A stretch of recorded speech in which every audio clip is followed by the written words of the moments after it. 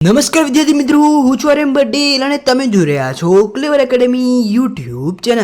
તો આજના વિડીયોની અંદર આજે આપણે જોવાના છીએ ધોરણ 12 વિષય ઇકો છેલ્લા 2 મહિનામાં અર્થશાસ્ત્ર એટલે કે ઇકોની તૈયારી કરવાની બેસ્ટ ટિપ્સ આ વિડીયોની અંદર આપવાનો છું। મેળવો 100માંથી 100। તો વિદ્યાર્થી મિત્રો, જો તમારે 100માંથી 100 થિયરીની અંદર લાવવો હોય તો અઘરા છે પણ આવી શકે છે। બોર્ડ એક્ઝામ 2024ની અંદર આ ટિપ્સ તમને બહુ જ કામમાં આવવાની છે। તો વિદ્યાર્થી મિત્રો, વિડીયોને એન્ડ સુધી જોતા રહેજો। તો ચલો વિદ્યાર્થી મિત્રો, તમારો ટાઈમ વેસ્ટ ન કરતા વિડીયોની શરૂઆત કરીએ।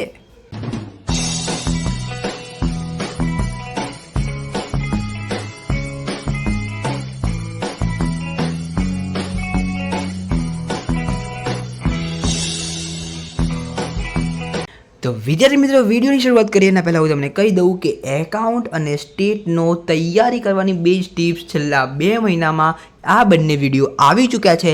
જાઓ અને જલ્દી જોઈ લો, નીચે ડિસ્ક્રિપ્શન ચેક કરો, બંને વિડીયોની લિંક આપેલી છે। તો ચલો, અહીંયા તમારો ટાઈમ વેસ્ટ નહીં કરું, સીધા આપણા પોઈન્ટ ઉપર આવીશું। છેલ્લા 2 મહિનામાં ઇકોની તૈયારી કરવાની બેસ્ટ ટિપ્સ આપીશ, 4 ટિપ્સ આપીશ, 4 ટિપ્સ ફોલો કરી દીધી તો હું તમને ગેરંટી આપું છું કે તમારે સારામાં સારા પર્સન્ટેજ, સારામાં સારા માર્ક્સ આવશે। ટિપ્સ નંબર 1 શું કહે છે? ટિપ્સ નંબર 1 એવું કહે છે, સૌ પ્રથમ 30 માર્ક્સ કવર કરવાનો પ્રયત્ન કરો। MCQ અને VSQ સ્વાધ્યાયના કરો અને PYQ કરો। મેં તમને આગળના વિડીયોમાં બી કીધું હતું, અકાઉન્ટના વિડીયોમાં બી કીધું હતું, સ્ટેટના વિડીયોમાં બી કીધું હતું કે પ્રીવિયસ યર ક્વેશ્ચન જે છે એના માટેનો એક પેપર સેટ આવે છે, એ પેપર સેટ ખરીદો। ના ખરીદવું હોય તો તમારી જોડે બીજો એક વિકલ્પ છે, ગૂગલની અંદર એક વેબસાઇટ છે visionpaper.in, ત્યાંથી બી તમને પ્રીવિયસ યરના પ્રશ્નપત્ર મળી જશે। ત્યાંથી તમે MCQ અને VSQ કરી શકો છો અને સ્વાધ્યાયના બી તમે કરી શકો છો। અને મેં તમને એવું કીધું હતું કે હું તમને મારા પોઈન્ટ ઓફ વ્યૂથી જણાવું તો તમારે પેપર સેટ ખરીદવો જોઈએ। પેપર સેટની અંદર માર્ચના બી આવી જશે, જુલાઈના બી આવી જશે। એટલે જો તમે આ 30 માર્ક્સની અંદર PYQ અને સ્વાધ્યાયના કરી લીધા તો હું તમને ગેરંટી આપું છું તમે 30માંથી 30ના દાવેદાર બનશો। અને જે તમે મોટા મોટા ક્વેશ્ચન કરો છો એની અંદર બી થોડું ધ્યાન આપવાનું, એટલે એની અંદર બી એક લાઇનની અંદર પૂછાઈ જાય તો તમને આવડી શકે। તો વિદ્યાર્થી મિત્રો, આ થઈ ગયું આપણું 30 માર્ક્સ કવર। હવે બચ્યા છે 70 માર્ક્સ, બરાબર? પણ અડધાને કે કોઈ પાસ થવું હોય, અડધાને 80 લાવવા હોય, બરાબર?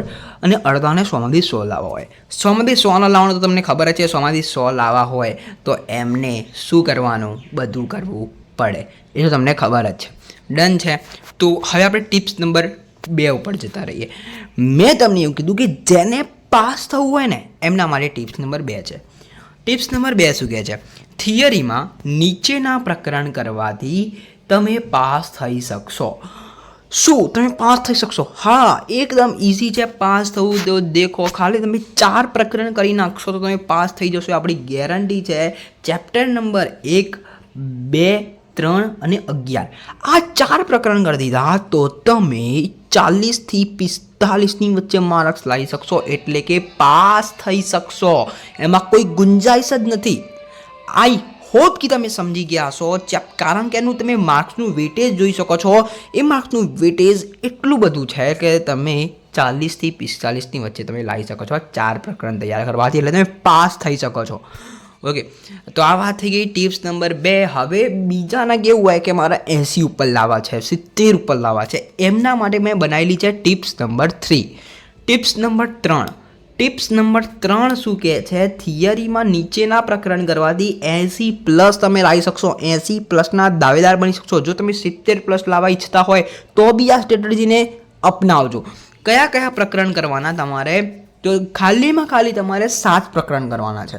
ઓકે, જો આ પ્રકરણની અંદર ખબર ના પડતી હોય તો તમે તમારા મુજબ પ્રકરણનું વેટેજ ગણીને બનાવી શકો છો બ્લુ પ્રિન્ટમાંથી જોઈને। બ્લુ પ્રિન્ટની PDF જોઈતી હોય તો આપણા ટેલિગ્રામની અંદર જાઓ। ટેલિગ્રામની અંદર તમારે તો આમ PDF આપેલી છે, ત્યાંથી તમે જોઈ શકો છો। ટેલિગ્રામની લિંક તમને નીચે ડિસ્ક્રિપ્શનમાં આપી દઈશ, ત્યાંથી તમે જોઈન થઈ શકો છો। ત્યાં તમને તમામ PDF મળી જશે બ્લુ પ્રિન્ટની।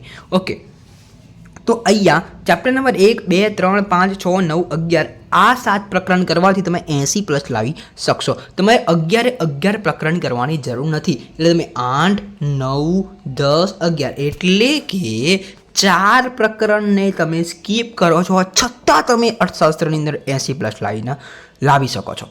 તો આઈ હોપ કે તમને ખબર પડી હશે. Tips number 3. હવે જે વિદ્યાર્થીઓ એવું કહે છે કે જે અમને 100માંથી 100 લાવવા છે એમને કઈ સ્ટ્રેટર્જી અપનાવવાની, તો વિદ્યાર્થી મિત્રો તમારે બી આ સ્ટ્રેટર્જી અપનાવવાની. પહેલાં તમારે 30 માર્ક્સના MCQ VSQ એ બધું કવર કરવાનું. એટલે કે પહેલાં સ્વાધ્યાય અને PYQમાંથી વાંચી લેવાના અને પછી મોટા પ્રશ્નમાં થોડા ઘણા આવી જશે. એ તમારી ટિપ્સ નંબર 1 થઈ ગઈ. ટિપ્સ નંબર 2ની અંદર તમારે જે વિદ્યાર્થીઓ 100માંથી 100 લાવવા ઈચ્છતા હોય તો એમને આઈડિયા પ્રકરણ પહેલાં કરવાના. જો તમે પ્રકરણ વાઇઝ કરતા હોય તો ડન છે, આ પ્રકરણ વહેલા કરવાના અને પછી એ જે બીજા બાકી રહ્યા એમાંથી આ પ્રકરણ કરવાના, બરાબર.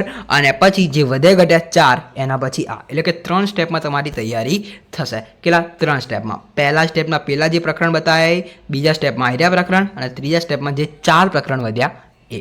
જો તમે પ્રકરણ વાઇઝ કરતા હોય એ આ મેં બતાવી દીધી 100માંથી 100 જેમને લાવવાના હોય એમના માટે, બરાબર.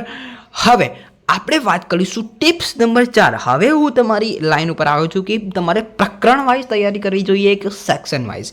તો ટિપ્સ નંબર 4 આપણે એવું કહે છે કે થિયરીમાં એટલે કે અર્થશાસ્ત્રમાં તૈયારી કરવા માટે ફરજિયાત તૈયારી તમારે સેક્શન વાઇઝ કરવાની છે. શું? Section wise. કેમ? કારણ કે 2 મહિના રહ્યા છે. જેમને પ્રકરણ વાઇઝ કરવી તો પ્રકરણ વાઇઝ બી કરી શકે છે, સેક્શન વાઇઝ કરવી તો સેક્શન વાઇઝ બી કરી શકે છે. પણ હું તમને મારા પોઈન્ટ ઓફ વ્યૂથી બતાવું તો સેક્શન વાઇઝ તમે તૈયારી કરશો તો ફટાફટ થઈ જશે. પ્રકરણ વાઇઝની અંદર શું થશે? 5 પ્રકરણ કર્યા, હજુ યાર 7-8 પ્રકરણ બાકી. એવી રીતે આળસુ તમે બની જશો. અને સેક્શનમાં શું થશે? સેક્શન નંબર C કમ્પ્લીટ, ચલો. સેક્શન D ચલો કમ્પ્લીટ. હવે મારે સેક્શન E એક જ બાકી, ફટાફટ થઈ જાય, બરાબર. તો વિદ્યાર્થી મિત્રો આઈ હોપ કે તમને ખબર પડી હશે. મેં તમને બતાવી દીધું પાસ થવા માટે બી, બરાબર, 80+ લાવવા માટે બી, બરાબર, અને 100માંથી 100 લાવવા માટે બી 3 સ્ટ્રેટર્જી બતાવી. તો વિડીયો તો હેલ્પ થયો જ હશે ડેફિનેટલી. વિડીયો સારો લાગ્યો તો લાઈક કરજો, ચેનલની અંદર નવો ચેનલ સબસ્ક્રાઈબ કરજો, બેલ આઇકનને જરૂરથી પ્રેસ કરજો. મળીશું એક નવા વિડીયો સાથે નેક્સ્ટ વિડીયોમાં. ત્યાં સુધી good bye, take care, all the best.